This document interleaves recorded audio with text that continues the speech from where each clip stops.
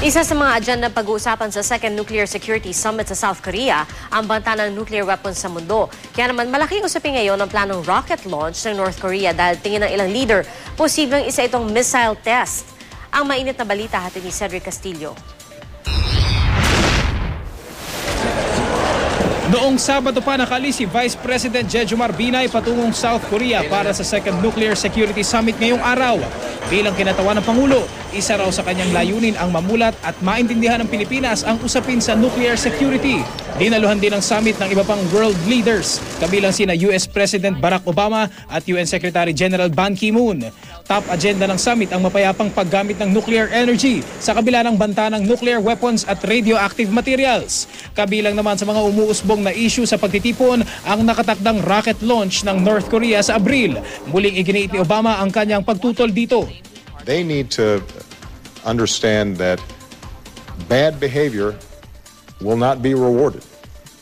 There had been a pattern, I think, for decades in which North Korea thought that if they acted provocatively, then somehow they would be bribed into ceasing and desisting acting provocatively.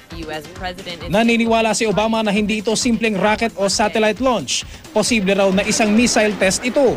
Ang Pilipinas naman patuloy na nakikipag-ugnayan sa mga kaalyadong bansa, lalo't base sa isang report sa North Korea, isa ang Pilipinas sa mga daraanan at maaring tamaan ng rocket.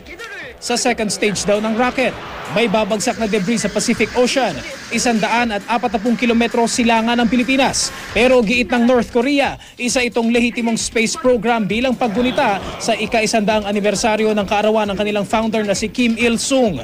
Ayon kay military analyst na si retired Commodore Rex Robles, walang epekto ang pagbagsak ng debris ng rocket sa bansa. Nothing that affects us at least at our level, at our area. But if it's 130 kilometers away, it's just like any other asteroid which hits the Earth several hundred times a year. Sa kabila nito, dapat pa rin daw maging handa ang Pilipinas sakaling magkaaberya ang planong rocket launch ng North Korea. Cedric Castillo, GMA News.